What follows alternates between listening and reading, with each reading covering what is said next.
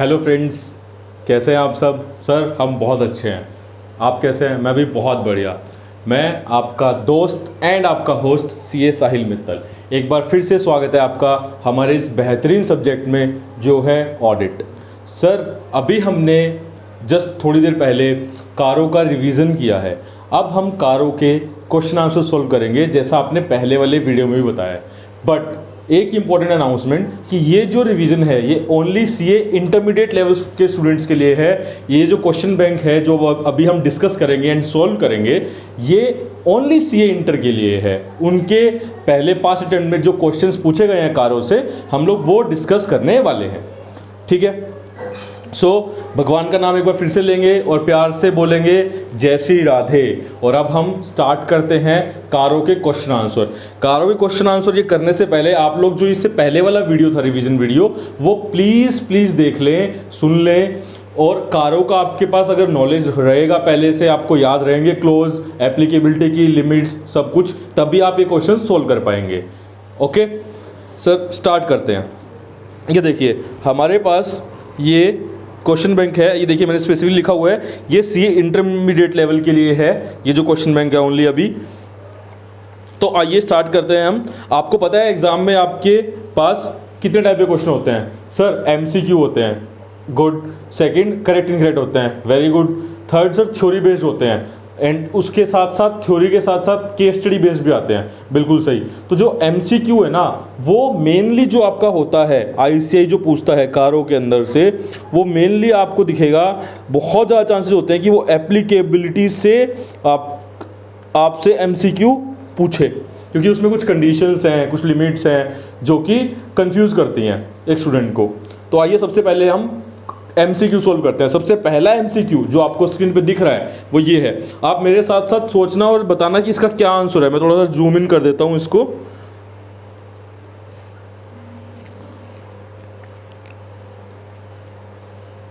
Yes, perfect.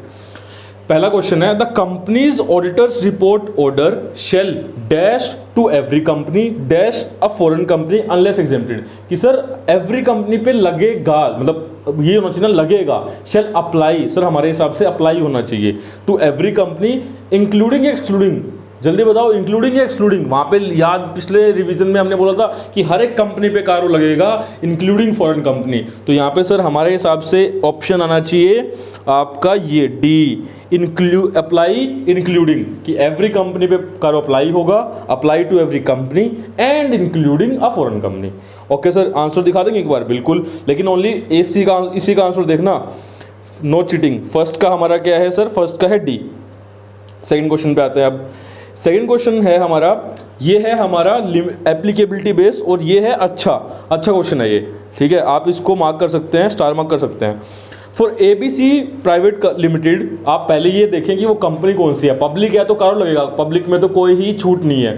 ठीक है, लेकिन आपको ये देखना है कि वो बैंकिंग तो ना हो, वो इंश्योरेंस कंपनी तो ना हो, वो आपको चेक करना पड़ेगा।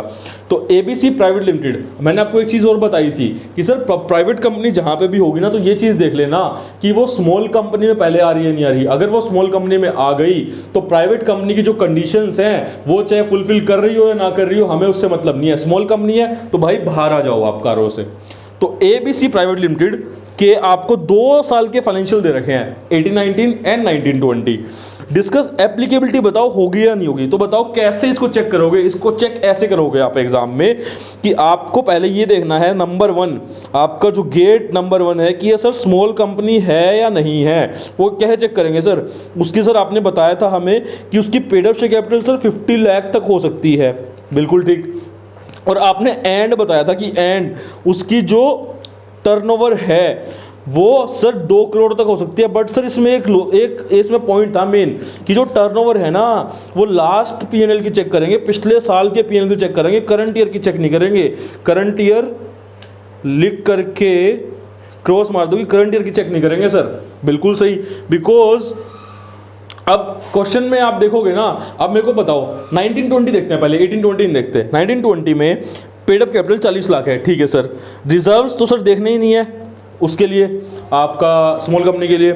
टर्न लोन्स की भी सर बात नहीं करनी है, ये तो छोड़ दो सर। टर्नओवर देखो 3 करोड़ है।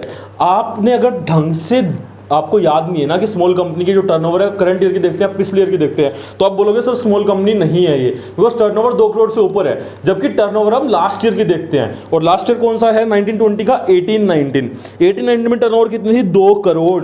तो सर 2 कंडीशन, 50 लाख से कम है क्या पेड अप शेयर कैपिटल, हाँ जी, खाली paid up share capital, not reserve, small company की डेफिनेशन के लिए। और जो टर्नओवर है सर वो 2 करोड़ तक है पिछले साल में, ये वाली 3 करोड़ वाली नहीं देखेंगे, 2 करोड़ वाली हम लोग देखेंगे, ये देखेंगे और ये देखेंगे। तो हमारी ये सर ये स्मॉल कंपनी है, तो स्मॉल कंपनी है तो कारो की एप्लीकेबिलिटी से बाहर हो जाएगी। तो इसको आंसर आएगा कि कारो एप्लीकेबल नहीं है बिकॉज ये स्मॉल कंपनी है।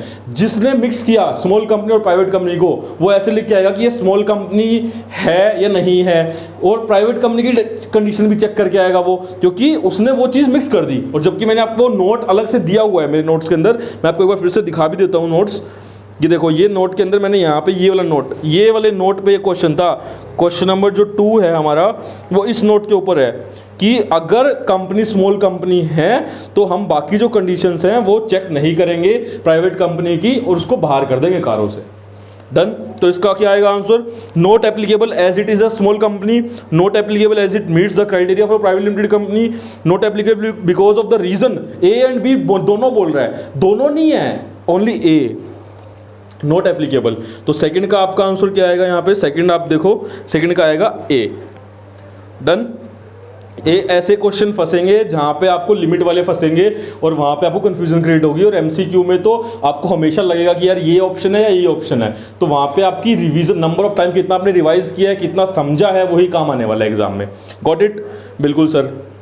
राधा राधा बोलते रहिए, राधे राधे का नाम बोलते रहिए, आपके एग्जाम क्लियर होते रहेंगे, मतलब होते रहेंगे मतलब हो जाएंगे, सारी चीज़ें क्लियर हो जाएंगी आपकी। कोई भी प्रॉब्लम है, कोई भी परेशानी है, हमेशा भगवान का नाम लीजिए जब भी आपको लगता है कि आप लो फील कर रहे हैं, ठीक है, अपने आप को मोटिवेट फील करें। इस टाइम में जब एग्ज़ाम टाइम नज़दीक आ रहा है, आपको डर लग रहा है एग्ज़ाम से, डरने की ज़रूरत नहीं है। अगर आपने हार्ड वर्क किया है, 100% आपने दिया है अपना, तो आपको एग्ज़ाम क्लियर करने से कोई भी नहीं रोक सकता। मेरी बेस्ट विशेज़ है आपके साथ, हमेशा आपके एग्ज़ाम पक्के क्लियर होंगे। मैं भगवान से प्रार्थना करता हूँ डेली, और हमेशा करूँगा कि आप लोगों को सारी सक्सेस मिले, ठीक है। लेकिन पढ़ाई आपको करनी पड़ेगी, मेहनत उतनी करनी पड़ेगी। तो हमारे 2 क्वेश्चन हो गए सर। बिल्कुल सर। तीसरा question, for the applicability of CARO 2016 it is to be checked whether the company is a small company और नॉट। ये चेक करना पड़ता है कि स्मॉल कंपनी है या नहीं है। Which of the following is correct regarding same. अभी मैंने ऊपर बता दिया, उसका आंसर ऊपर है। ये जो डायग्राम ये जो बना हुआ है इसके अंदर इसका आंसर ऑलरेडी है कि स्मॉल कंपनी की डेफिनेशन क्या होती है। स्मॉल कंपनी की डेफिनेशन पूछ रहा है, जो सेक्शन 2 क्लोज 85 में हम लोग देखते हैं कि paid up share capital 50 lakh तक एंड टर्नओवर पिछले साल के पीरियड से 2 करोड़ तक। तो यहाँ पे आपको पता है कहाँ घुमाएगा वो, एंड की जगह और डाल देगा, पिछले साल की जगह करंट ईयर का पीरियड डाल देगा। तो वो आपको ऑप्शन डिलीट कर देना है, जो बचा हुआ ऑप्शन वो आपको सिलेक्ट करना है। तो आप देखो ना, एंड डाल रखा है तो ये ऑप्शन डिलीट हो गया क्योंकि इसमें और है, और यहाँ पे देखो ये करंट ईयर पीरियड डाल रखा तो ये ऑप्शन भी डिलीट हो गया। अब सर यहाँ पे और है, ये वाला ऑप्शन भी डिलीट हो गया सर, एंड है और लास्ट ईयर पीरियड है, तो इसका सर ए आएगा। थर्ड का क्या आएगा हमारे पास, ए। थर्ड का हमारे पास आएगा दोस्त ए। सर फोर्थ, बिल्कुल सही सर।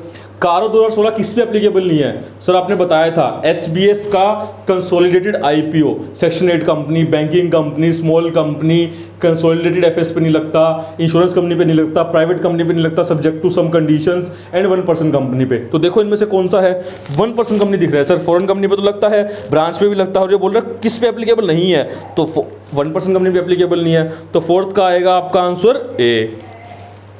मैं बोल रहा हूँ आपको, जो हमने रिवाइज किया है उसी से पूछेगा, वही समझेगा। अरे कारो है ही उतना जितना हमने पढ़ा है, उसके बाहर से थोड़ी पूछ लेगा।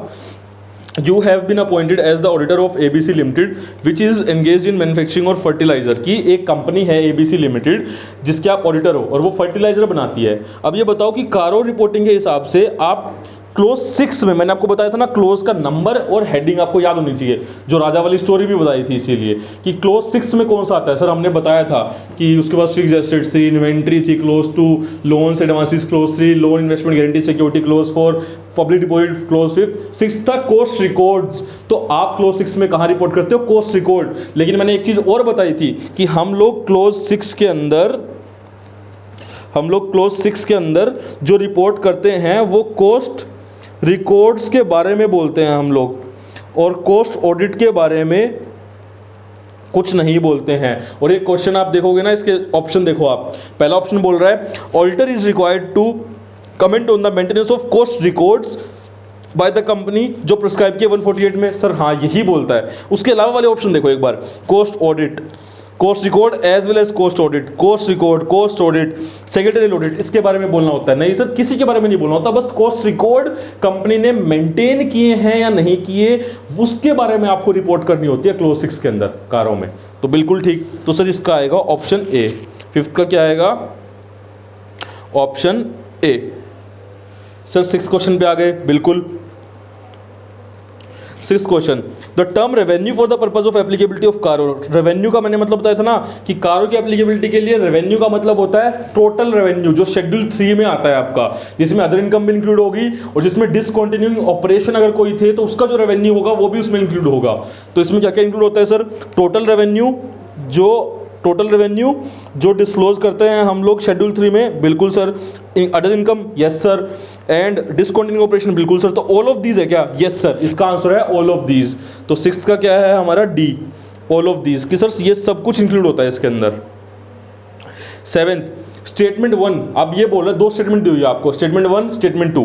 कारो 2016 shall be applicable to auditors report on standalone as well as CFS. ये देखो दे दिया ना, कंसोलिडेटेड एफएस पे भी लगता है। और हमारा क्या था? एसबीएस का कंसोलिडेटेड आईपीओ, वो इसीलिए नहीं बोल रहे कंसोलिडेटेड आईपीओ, कंसोलिडेटेड एफएस पे आपका कारो नहीं लगता है। और ये स्टेटमेंट 1 क्या बोल रहा है? CARO standalone as well as consolidated FS दोनों के ऊपर लगेगा। नहीं सर, स्टेटमेंट 1 तो बिल्कुल गलत है। तो ठीक है सर, ये गलत है, आपने बता दिया। स्टेटमेंट 2 देखो, if CARO 2016 is applicable to the company then branch auditor, जो उसके ब्रांच ऑडिटर है उसको भी रिपोर्ट करना पड़ेगा कारो के ऊपर। बिल्कुल सर, आपने बताया था कारो सब पे लगता है, कोई भी कंपनी हो, फॉरेन कंपनी पे भी, और ब्रांच और कंपनी जो होगी, कंपनी की जो ब्रांच है उस पर भी लगेगा। अगर कंपनी पे लग रहा है तो यही बोल रहा है कि ब्रांच ऑडिटर को भी रिपोर्ट करना पड़ता है। तो बिल्कुल सर स्टेटमेंट 2 बिल्कुल ठीक है सर। अब ऑप्शन बताओ कि स्टेटमेंट 1 गलत है, स्टेटमेंट 2 ठीक है। Only statement 1 is true. नहीं सर, स्टेटमेंट 1 तो ट्रू है ही नहीं। Statement 2 is true. Yes sir, only statement 2 true है। Both the statement are true. नहीं सर, एक तो गलत है दोनों में से कोई भी स्टेटमेंट ठीक नहीं है। नहीं सर, ऐसा भी नहीं, क्योंकि स्टेटमेंट 2 तो बिल्कुल ठीक है। तो इसका आंसर आएगा दोस्त बी, कि स्टेटमेंट 2 ठीक है, स्टेटमेंट 1 गलत है। 7th का देखो आप क्या है? 7th का है बी, ठीक है। 8th सर, 8th बता दो। During the course of audit of masher XYZ limited, financial 18-19 का हम ऑडिट कर रहे थे, उस टाइम पे हमें क्या दिखता है? ऑडिटर नोटिस करता है कि 2 लाख का ना ESI का अमाउंट था। आपको याद आ जाना चाहिए इतने से ही कि ESI का सर मतलब आपका क्लोज नंबर कौन से में चले गए? हम 7th में चले गए, स्टैट्यूटरी ड्यूज के अंदर चले गए, जहाँ पे एम्प्लॉय ड्यूज होते थे और गवर्नमेंट ड्यूज होते थे। और 9.5 लाख रुपए आपका एम्प्लॉयर का कॉन्ट्रीब्यूशन है उसके अंदर से, ठीक है, जिसमें से कंपनी ने 4 लाख पे किए हैं। कि इसका कहने का मतलब है कि 2 लाख प्लस 9.5 लाख, टोटल 11 लाख पे करने थे सर, लेकिन किए कितने हैं? ओनली इसमें से 4 लाख पे किए हैं सर। 7 लाख का तो कोई हिसाब दिया नहीं, अभी तक 7 लाख डिपॉजिट नहीं किए हैं कंपनी ने, जो एम्प्लॉय के ड्यूज थे, जो वहाँ बोलता है कारों के अंदर। तो आप एज ए ऑडिटर कमेंट करो कि कौन सा ऑप्शन आपके लिए सबसे अप्रोप्रिएट है रिपोर्ट करने के लिए। सर हमारे लिए तो क्लोज 7 है जो कारों के अंदर आता है, और कारों कहाँ होता है? सेक्शन 143 सब सेक्शन 11 में। तो अब देखो सेक्शन 143 सब सेक्शन 11, तो इसका तो 8th का डी है। तो कारों पूछ रहे, कारों के अंदर रिपोर्टिंग कौन से सेक्शन में होती है? एक तरीके से 8th का डी, तो वो आपका ऑप्शन आ जाएगा sir. Next question, ABC limited जिसने नेशनलाइज बैंक से 2010 में 20 करोड़ का लोन लिया था, ठीक है, सॉरी 2 करोड़ का लोन लिया था, जिसको 10 इक्वल इंस्टॉलमेंट उनको देना था। क्वेश्चन का मैं बता रहा हूं आपका सार क्या है, जिसमें से कुछ सालों में तो उन्होंने लोन पे कर दिया, ठीक है सर, बिल्कुल बढ़िया बात है, लोन पे करना भी चाहिए लिया है तो, लेकिन उसके बाद मन नहीं किया, डिफॉल्ट मार दिया कि ठीक है डिफॉल्ट मार देते हैं। अब भाई ऑडिटर साहब आए, ऑडिटर साहब ने देखा कि ऐसा है, तब ऑडिटर साहब की कौन सी रिपोर्टिंग रिक्वायरमेंट है कि उनको कहाँ रिपोर्ट करना पड़ेगा ये जो डिफॉल्ट कर रही है कंपनी। सर आपने बताया था रीपेमेंट ऑफ लोन, अगर हमने ले रखे हैं बैंक से, गवर्नमेंट से, फाइनेंशियल इंस्टीट्यूशन से या डिबेंचर से, तो हमें लेंडर वाइज डिटेल लेनी पड़ती है। अगर डिफॉल्ट किया कि कहाँ कहाँ हमने डिफॉल्ट किया, कितना अमाउंट है डिफॉल्ट का, तो हमारा वो क्लोज नंबर कौन सा था? क्लोज नंबर 8 था हमारा, ठीक है, स्टैट्यूटरी ड्यूज के बाद था हमारा वो क्लोज, और आईपीओ वाले से पहले था हमारा वो क्लोज। तो इसमें कौन सा आएगा? क्लोज नंबर हमारा 8C, 9 का सी की आपकी reporting requirement as a statutory auditor clause उसमें रिपोर्ट करना, 9 का सी 8 में रिपोर्ट करने की है। Done sir. 10th बता दो, you have been appointed as an auditor. अब आप देखो एबीसी लिमिटेड एग्जांपल लिया हुआ है हमने, एबीसी लिमिटेड, हमें एबीसी लिमिटेड से कोई प्यार नहीं है कि कंपनी का नाम हम किसी का यूज नहीं करना चाहते, इसलिए हमने यहाँ ले लिया। जहाँ पे कई क्वेश्चन में किया हुआ था पहले से हमने वो क्वेश्चन उठाया है आईसी के पेपर से, तो वहाँ वो यूज है। अदरवाइज हमने अपना XYZ एबीसी ऐसे हम लेके चल रहे हैं। एबीसी एक लिस्टेड कंपनी है सर, आपने नोटिस किया वो एक परचेज कॉन्ट्रैक्ट में एंटर किया है सर अपने डायरेक्टर के साथ, एक प्राइस और टर्म्स एंड कंडीशन जो है जो कि आर्म लेंथ पे नहीं है, आर्म लेंथ पे नहीं है सर। अपने डायरेक्टर के साथ उसने एक परचेज कॉन्ट्रैक्ट में एंटर किया जो कि आर्म लेंथ में नहीं है। आपने इंक्वायरी पता लगा कि कोई, आपने इंक्वायरी की और पता लगा कि कोई रेजोल्यूशन भी पास नहीं था। As per companies act resolution pass करना था। आरपीटी के साथ ट्रांजेक्शन कर रहे हो आप सेक्शन 188, तो आपको कुछ रेजोल्यूशन पास करना होता है, तो रेजोल्यूशन आपने पास नहीं किया, OR BR या SR जो भी वहां पे दिया हुआ है आपने वो पास भी नहीं किया। और आर्म लेंथ प्राइस होना चाहिए, मतलब डिस्टेंस, जैसे आप बाकी आप बिजनेस रिलेशनशिप करते हो बाकी लोगों के साथ, जिस प्राइस पे करते हैं ये सेम ट्रांजेक्शन उसी प्राइस पे करनी चाहिए थी, बट वो उस प्राइस पे भी नहीं है। तो एज ऑडिटर आप कहां रिपोर्ट करोगे? कारो में रिपोर्ट करेंगे सर, बिल्कुल ठीक है। 10th का क्या आएगा सर? बी आएगा, कारो में रिपोर्ट करेंगे। LFAR की तो सर बात ही नहीं आएगी, ये तो लॉन्ग फॉर्म ऑडिट रिपोर्ट होता है जो बैंकिंग कंपनीज पे लगता है। सेक्शन 143 सबसेक्शन 1 इसकी भी बात नहीं आएगी सर। 143(3) में भी ऐसी कोई बात नहीं होती सर, वहाँ तो हमारी नॉर्मल रिपोर्ट होती है ऑडिट रिपोर्ट। तो हमारी जो स्पेसिफिक रिपोर्टिंग है वो कारो में आएगी सर इसके लिए। तो आप देखोगे 10 का कौन सा आएगा यहाँ पे? बी। 11 जब आप चेक कर रहे थे, मैं आपको अभी ना हिंदी में क्वेश्चन बता रहा हूँ, आप पढ़ोगे तो यही है मतलब। चेक, जब आप चेक कर रहे हो एक प्राइवेट लिमिटेड कंपनी को जो कारो की रिपोर्टिंग से एग्जेम्प्ट है, when checking weather private limited company exempt है या नहीं है, तो ये बोल रहे रिजर्व्स आप कौन से लेते हो?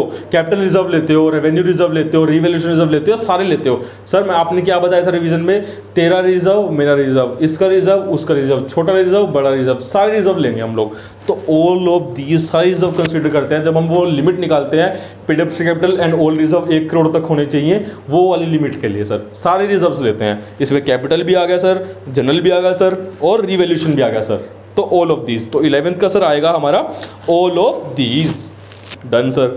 12 while determining the figures of reserve for determining applicability of CAR 2016 on private limited companies, revaluation reserve को क्या करते हैं सर? हम कंसीडर करते हैं, should be taken into consideration, हम लेंगे सर, शुड बी आना चाहिए पहला तो, या मतलब ऐसा कोई वर्ड कि इसको कंसीडर करना है हमें, मतलब ऐसा नहीं not to be consider, consider करना है, ठीक है। और जो बैलेंस, जो प्रॉफिट एंड लॉस का जो बैलेंस हम नेट करते हैं वो कौन सा होता है? डेबिट बैलेंस होता है, क्रेडिट होता है? नेट का मतलब होता है लेस करना, ठीक है। लेस कौन सा करते हैं हम? डेबिट बैलेंस करते हैं सर, तो यहाँ डेबिट बैलेंस आएगा। तो ऑप्शन कौन सा होना चाहिए? पहले वाला कंसीडर होएगा, दूसरे वाला डेबिट बैलेंस आना चाहिए, ठीक है। शुड बी क्रेडिट बैलेंस, नहीं सर ये तो नहीं होगा। शुड नॉट बी, नहीं सर शुड भी होना चाहिए कि कंसीडर करना है, तो ये भी नहीं होगा। Should be and debit balance, sir ये लग रहा है ये होगा। Last should not be debit balance, should not भी तो होएगा नहीं सर, तो ये भी नहीं होएगा। 12th का क्या आएगा आपका? सी, कि कंसीडर करना है रिवैल्यूएशन रिजर्व को और डेबिट बैलेंस आपका नेट होना चाहिए। 12th का सी। सर 13 क्या है? 13 देखो, इन कारो 2016 जो एक्सीडिंग 1 करोड़ रुपीज़ की जो लिमिट है, जो लोन्स का हम चेक करते हैं, बोरोइंग्स का, वो कौन से लोन पे अप्लाई होती है? सारे लोन पे अप्लाई होती है, इंडिविजुअल लोन पे अप्लाई होती है, बैंक से लोगे उस पर अप्लाई होती है, फाइनेंशियल इंस्टीट्यूशन से लोगे उस पर अप्लाई होती है। सर बैंक और FI किसी से भी ले, दोनों उस पर अप्लाई होगी सर, तो बैंक और FI वाले पे बस, और किसी पे अप्लाई नहीं होगी। उनसे जितने भी हमने लोन लिया उस पर 1 करोड़ की लिमिट अप्लाई होगी सर।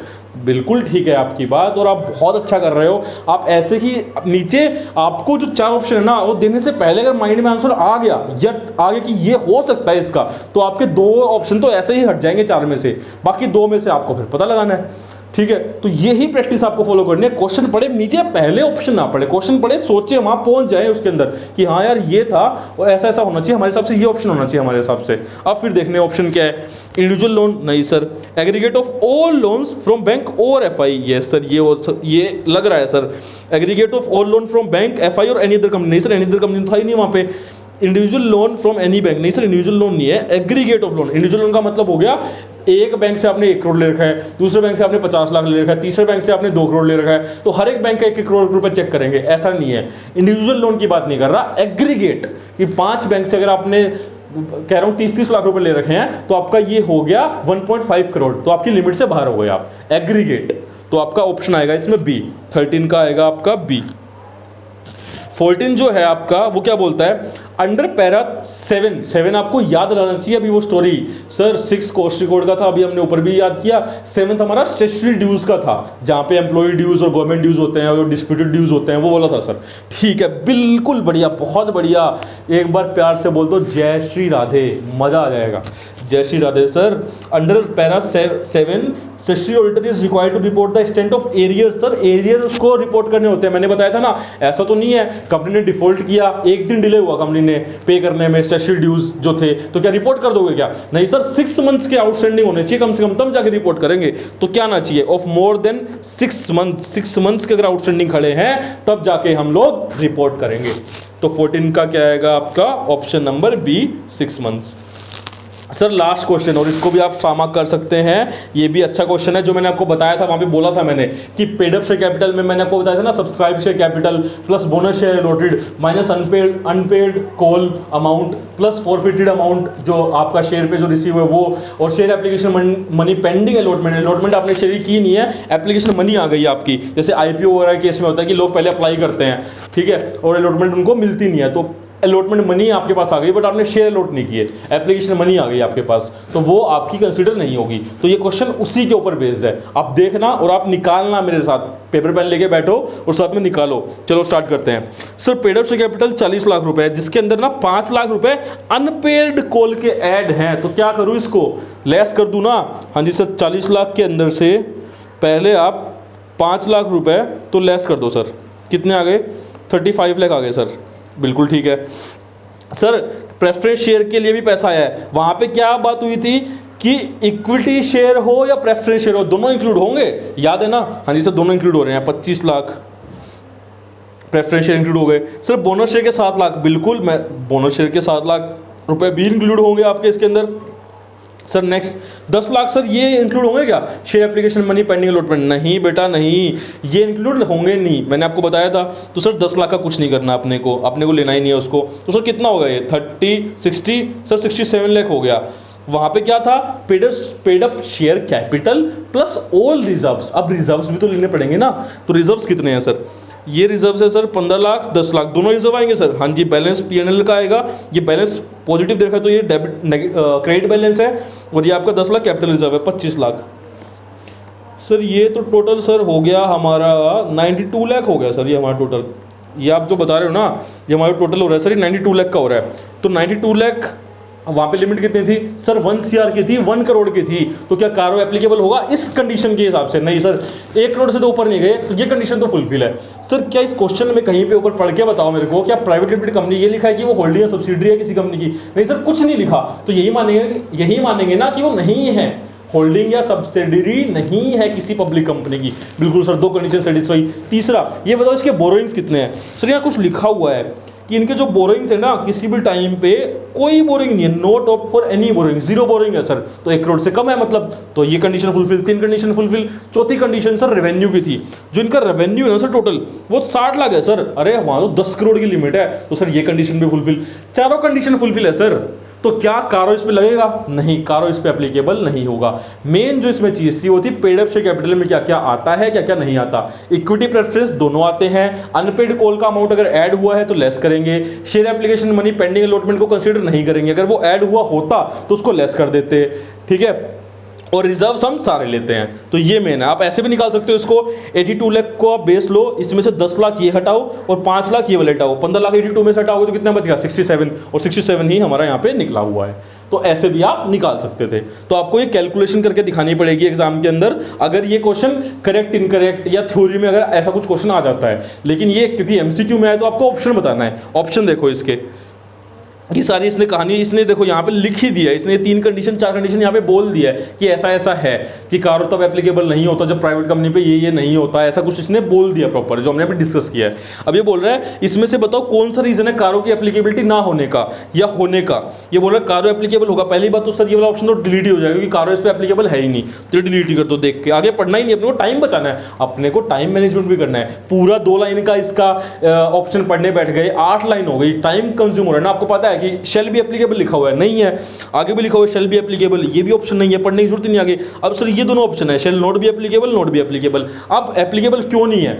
92 लाख है। अब इसने देखो अमाउंट कितना निकाला हुआ है, 92 लाख या 0.92 करोड़ या 0.82 करोड़। तो सर ये ऑप्शन है, क्योंकि इसकी पेड अप कैपिटल प्लस इसके रिजर्व्स 0.92 करोड़ है, मतलब 92 लाख है, 1 करोड़ से कम है, इसलिए कारो एप्लीकेबल नहीं है। तो ये वाला ऑप्शन आएगा इसमें, 82 वाला नहीं आएगा। क्यों 82 वाला इसने क्यों दिया है? इसने सोचा कि बच्चे कंफ्यूज हो जाएंगे बस, कि यार ये रिजर्व नहीं लेते, खाली पेड अप लेते हैं। पहला तो वहां पे कंफ्यूज होंगे कि जो 1 करोड़ है उसमें रिजर्व कोई नहीं लेते, बस पेड अप लेते हैं, क्योंकि 82 है ये। दूसरा, बच्चे इसलिए कंफ्यूज हो जाएंगे कि भाई ये इसमें से ना 10 लाख छोड़ देगा, कोई 10 लाख छोड़ देगा कि कैपिटल रिजर्व उसमें इंक्लूड नहीं होते, रिजर्व में सारे रिजर्व इंक्लूड होते हैं। तो 10 ये छोड़ देगा, 82 में 15 ऐड कर देगा, तो मतलब सॉरी, और 10 यहाँ से हटा देगा, मतलब ऐसे कुछ करके वो बताना चाह रहे हैं 82। अगर ये क्वेश्चन एमसीक्यू में नहीं होता और ये करेक्ट इनकरेक्ट में होता या केस स्टडी में होता तो गलत होने के चांसेस और ज़्यादा बढ़ जाते हैं, क्योंकि वहाँ पे कैलकुलेशन करके दिखानी होती है आपको, और कैलकुलेशन करने में अगर आपने गलती कर दी तो आपको मार्क्स नहीं मिलते। तो इसलिए आपको कंडीशंस याद रखनी है, जो पेड अप शेयर कैपिटल में क्या क्या चीज़ें आएगा, मतलब क्या क्या चीज़ें इंक्लूड होंगी, वो आपको याद रखना पड़ेगा। समझा? हाँ जी सर। तो हमारे ऐसे करके एमसीक्यू सारे खत्म हो गए हैं जो इस पार्ट के थे। एक बार प्यार से बोलेंगे जय श्री राधे। नाउ अब हम करेक्ट इनकरेक्ट की तरफ बढ़ते हैं। सर करेक्ट इनकरेक्ट कम से कम 2 मार्क्स का एक क्वेश्चन आता होता है। ये देखो एग्जाम क्वेश्चन आया हुआ है, ये नवंबर 19 का क्वेश्चन है, ध्यान से पढ़ना। Provision of CARO 2016 is not applicable, applicable नहीं होता तो वो ABC प्राइवेट लिमिटेड कंपनी पे जो XYZ लिमिटेड की सब्सिडरी है। XYZ limited, limited word last में लगा हुआ है, प्राइवेट नहीं लगा हुआ, मतलब ये पब्लिक कंपनी है। और हमारी कंडीशन क्या थी कि वो होल्डिंग या सब्सिडरी नहीं होनी चाहिए किसी भी पब्लिक कंपनी की। तो सर ये तो वैसे भी कारो इस पे लगेगा, और ये बोल रहे कारो नॉट एप्लीकेबल, तो सर ये तो इनकरेक्ट है। आगे पढ़ने की जरूरत ही नहीं हमें, हमने यही पे क्वेश्चन सोल्व कर दिया, आगे पढ़ लो। फिर भी आगे उसने दे दिया कि उसके रिजर्व इतने हैं, लोन इतने हैं, टर्नओवर इतना है, तो उससे और देखो क्या खेल रहा है। तीनों जो चीजें हैं, loan, reserves, paid up share capital और आपका टर्नओवर, तीनों अंडर है 10 करोड़, 1 करोड़, 1 करोड़ के। लेकिन ऊपर वाली लाइन देखो ना, वो होल्डिंग या सब्सिडरी है, तो होल्डिंग और सब्सिडरी है इसलिए कारो लगेगा, पहले ही लाइन में वो बाहर हो जाएगा। हमें जो कंडीशंस है ना, जो बाकी 3 कंडीशन देखने की जरूरत ही नहीं है, तो आपको वही आंसर में लिखना है। पहले तो आपको ये बताना पड़ेगा कि प्राइवेट, इसमें आपको बताना पड़ेगा, आप ये लिख के नहीं आ सकते इनकरेक्ट बस खत्म। आपको लिखना पड़ेगा कि इनकरेक्ट है, क्यों? क्योंकि प्राइवेट लिमिटेड कंपनी कब कारो से एग्जेम्प्ट होती है? तब होती है जब 4 कंडीशन फुलफिल हो। इस क्वेश्चन में एक कंडीशन फुलफिल नहीं है, जो हमारी है वो होल्डिंग या सब्सिडरी वाली, तो कारो इस पर एप्लीकेबल होगा। Second question, XYZ private limited has paid up capital, 50 lakh की पेड अप कैपिटल है उसकी। देखो पेड अप कैपिटल कितनी है उसकी? 50 लाख की। कैपिटल रिजर्व कितने हैं? कैपिटल रिजर्व कितने हैं उसके? 25 लाख के, ठीक है। और रीवैल्यूएशन रिजर्व कितने हैं? 30 लाख के। उसके बाद इसके जनरल रिजर्व कितने हैं? 15 लाख के। और डेबिट बैलेंस है सर, डेबिट बैलेंस तो आपको पता है लेस होगा सर, -28। या आप एक काम करो, इसको माइनस ना करके इसको ऐसे कर दो, आप ब्रैकेट में डाल दो 28 लाख सर, ठीक है।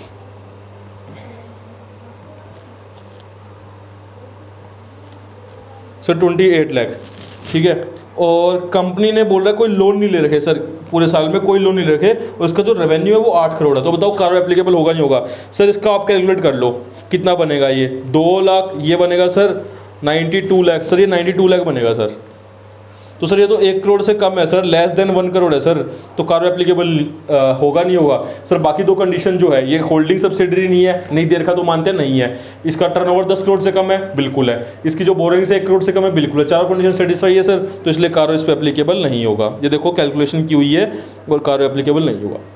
एप्लीकेबिलिटी पे तो मेन यहीं से बनता है क्वेश्चन, मेन जो प्राइवेट लिमिटेड वाला ना, मेन यही बनता है। Small company, private company, borrowings में क्या आएगा, उसमें क्या आएगा, वहीं एमसीक्यू भी मेन अगर बनेगा एप्लीकेबिलिटी में से तो यहीं से बनेगा। तो ये आपको बहुत याद रखना है, बार बार। मैंने इतनी बार ये आपको याद करवा दिया इन 2 वीडियोज़ में कि आपको रट गया होगा ये चीज़। नेक्स्ट, अब हमारे मेन जो theory and case study based question आते हैं वो देख लेते हैं।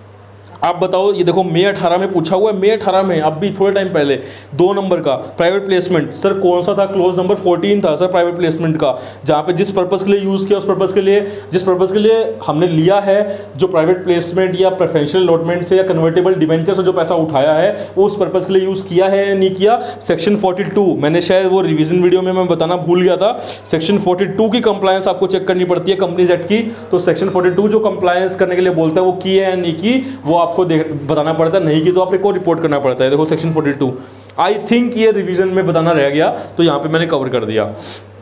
एक और चीज़ जो रिवीजन में बतानी आई थिंक रह गई थी, जो हम रिलेटेड पार्टी ट्रांजेक्शन जो क्लोज 13 हम जो चेक करते हैं, वहाँ पे हमें रेलिवेंट अकाउंटिंग स्टैंडर्ड का डिस्क्लोजर भी चेक करना होता है। और रेलिवेंट अकाउंटिंग स्टैंडर्ड आपको कौन सा होता है, वहाँ पे होता है आपका AS 18। यहाँ पे भी मैं लिख नहीं रहा कि कंफ्यूजन क्रिएट करेगा। AS 18 होता है जिसका आपको डिस्क्लोजर चेक करना होता है कि RPT का as per AS proper disclosure दिया गया है या नहीं दिया गया।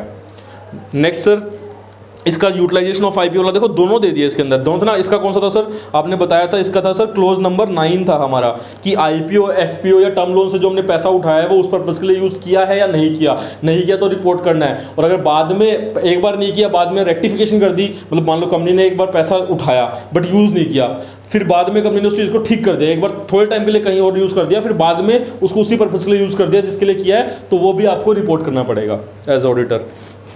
नेक्स्ट क्वेश्चन सर, आपको ये पूरा लिखना है। देखो लिखना इस फॉर्म में है, ये आंसर का फॉर्मेट है। प्रेजेंटेशन के ही मार्क्स है मेन, प्रेजेंटेशन आपको ऐसे ही दे के आनी पड़ेगी, प्रॉपर पूरा क्लोज आपको एक्सप्लेन करके आना पड़ेगा।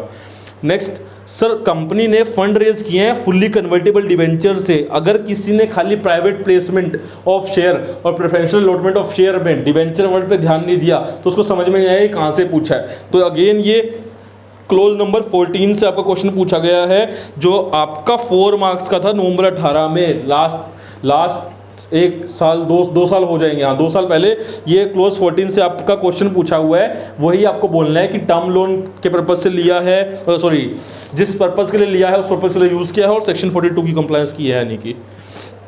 अगर नहीं की तो आप बताओगे कितनी अमाउंट इन्वॉल्व है और क्या नेचर ऑफ नॉन कंप्लायंस क्या है। लेकिन इसमें अच्छा सॉरी एक चीज़ रह गई, इसमें ना इन्होंने केस दिया हुआ कि ये फंड जो रेज हुए थे वो एक्सपेंशन और डाइवर्सिफिकेशन के लिए हुए थे, लेकिन कंपनी ने इन फंड्स को यूज़ किया repayment of long term loan. ये देखो कंपनी ने इनको यूज़ किया है repayment of long term loan, तो आपका जो पर्पस था वो डिफीट हो गया, तो आपको रिपोर्ट करना है। इसलिए ये क्या है, ये आपका होता है कंक्लूजन। जहाँ पे आपसे पूछा होता है ना कि बताओ कंपनी ने ठीक किया नहीं किया, तो आपको कंक्लूजन देना जरूरी होता है। ये तो आपका लो हो गया, जो आपने लो डिफाइन किया है वो आपने डिफाइन कर दिया, और ये आपको कंक्लूड करना होता है। फिर उसके बाद explain the reporting requirement the auditor should ensure under CARO related to fix asset. Sir fix asset में 3 चीज़ें थी सर, क्या था सर, एक तो क्लोज नंबर ये 3rd का फर्स्ट है पैरा 3, इसको बोलते हैं पैरा 3 क्लोज 1। सर 3 चीज़ें थी सर, प्रॉपर रिकॉर्ड्स होने चाहिए, बिल्कुल सही, किस किस के, क्वांटिटी के और लोकेशन के, हाँ जी सर। फिर उसके बाद सर PV होना चाहिए 3 साल में एक बार सर, और जो मटेरियल डिस्क्रिपेंसीज आएगी सर उसे हमें बुक्स ऑफ अकाउंट्स में एडजस्टमेंट होनी चाहिए प्रॉपरली, मटेरियल डिस्क्रिपेंसीज का, मटेरियल डिफरेंस जो आएंगे। और सर 3rd जो टाइटल डीड्स हैं इमूवेबल प्रॉपर्टी की वो कंपनी के नाम में होनी चाहिए। तो हमें ये चेक करना है क्लोज 1 में। फिक्स एसेट्स में हमारी रिपोर्टिंग रिक्वायरमेंट इन तीनों के ऊपर होती है, तो वो हमें लिख के देना है यहाँ पे। Sir next question, M limited has given certain loan दिए उन्होंने अपने रिलेटेड पार्टीज को, and also has accepted certain deposit, कुछ डिपॉजिट उन्होंने एक्सेप्ट किए हैं। एज एन ऑडिटर आप बताओ कौन से पैराग्राफ में, कौन अब वो आइटम को पैराग्राफ 3 में कहाँ डालोगे। सर ये लोन टू रिलेटेड पार्टीज तो आपका क्लोज 3 में आ जाएगा सर, 3 पैरा 3 क्लोज 3 के अंदर, और सर एक्सेप्टेड डिपॉजिट वाला 3 क्लोज 5 के अंदर। सर बता देंगे यहाँ पे सेक्शन सर 73 से 76 की कंप्लायंस और RBI की कोई डायरेक्शन है तो उसकी कंप्लायंस चेक करेंगे, और यहाँ पे सर सेक्शन 189 की कंप्लायंस हम लोग चेक करेंगे, जो रजिस्टर मेंटेन होता है 189 का रिलेटेड पार्टी का, वो चेक करेंगे सर। और उसमें 3 चीज़ें, इसमें सर हम फिर फर्दर 3 चीज़ें चेक करेंगे सर। नंबर 1 हम चेक करेंगे कि जो टर्म्स एंड कंडीशन है वो प्रीजुडिशियल तो नहीं है। नंबर 2 हम चेक करेंगे सर प्रॉपर रिकवरी हो रही है ना, मतलब एज पर शेड्यूल रिकवरी हो रही है, timely proper and regular recovery हो रही है जो अपने पैसे दिए हुए हैं। और 3rd सर 90 डेज से बियॉन्ड अगर कोई आउटस्टैंडिंग ड्यूज है तो उसका क्या स्टेप लिया हुआ रिकवरी का, कंपनी ने क्या स्टेप लिए हैं कंपनी ने रिकवरी के, तो वो हम लोग चेक करेंगे। यही आपको लिखना है और ये आपका क्वेश्चन पूरा हो जाएगा। नेक्स्ट क्वेश्चन, ये देखो ये वाला क्वेश्चन कब पूछा था आप, ये देखो ना नवंबर 19 लास्ट अटेम्प्ट में पूछा हुआ है 4 मार्क्स में। तो वैल्यू करना इसको, जो हम ये क्लास है इसकी, जो भी हमने क्वेश्चन बैंक के लिए, ऐसे नहीं कि सर ऐसी क्लास आपने ले ली ऐसे डाल दी वीडियो, नहीं नहीं, आपके फायदे के लिए है ये। Question number 5 last question, discuss the matter to be included in the auditor report regarding statutory dues and repayment of loan and borrowing. Sir statutory dues के रिगार्डिंग हमारे पास आपको पता है क्लोज नंबर 7 है, और रीपेमेंट के रिगार्डिंग हमारे पास क्लोज नंबर 8 है, उनको हम डिफाइन कर देंगे सर, वो लिखना है। तो ये आपकी कारों की पूरी रिवीजन कंप्लीट होती है, सॉरी कारों का क्वेश्चन बैंक कंप्लीट होता है यहाँ पे आपका। ठीक है, आप इस वीडियो को देखें, क्वेश्चन सोल्व करें, ये मैं नीचे डाल दूंगा, आंसर देखे बिना सोल्व कर सकते हैं आप, इसको रेफर करें, जैसे करो रिवाइज करें, इन क्वेश्चन को एक बार देख लें, एमसीक्यू देख लें, एमसीक्यू बहुत ध्यान से देखें, और जहां एप्लीकेबिलिटी है, जहां कंडीशंस है, वो ध्यान से देखें, सेक्शन नंबर याद रखें अंदर, जहां जहां सेक्शन थे 189, 185, 186, 73, 76, 148, वो याद रखें, एग्जाम में पूछा जा सकता है आपसे केस स्टडी बेस्ड क्वेश्चन, वैसा दैट सेक्शन ये वाला है, कहाँ रिपोर्ट करोगे, तो आपको वो रिपोर्टिंग रिक्वायरमेंट पता होनी चाहिए फिर। ठीक है, तो ये वीडियो यहाँ खत्म होता है, हम अपने नेक्स्ट वीडियो में आपके साथ मिलेंगे, माइट भी वो स्टैंडर्ड का रिवीजन होगा, तो हम कोशिश करेंगे उसके अंदर आपको 100% चीज़ कवर करके दें, और जल्दी से जल्दी कवर करके दें, ताकि आपकी एग्जाम की प्रिपरेशन में एक और प्लस पॉइंट ऐड हो जाए। तब तक आप पढ़ते रहिए, समझते रहिए, बिकॉज जब समझेगा इंडिया तभी तो ऑडिटर बनेगा इंडिया। एंड हमारे चैनल के साथ जुड़िए, लाइक कीजिए, सब्सक्राइब कीजिए, शेयर कीजिए, और ऑल्सो कमेंट करके बताएं कि आपको कहाँ लगा कि हम लोग और इम्प्रूव कर सकते हैं, अपना फीडबैक दीजिए हमें, ताकि हम आपके लिए और ज़्यादा अच्छे से चीज़ें लेकर के आएँ। थैंक यू सो मच, मिलते हैं, till then take care, bye bye.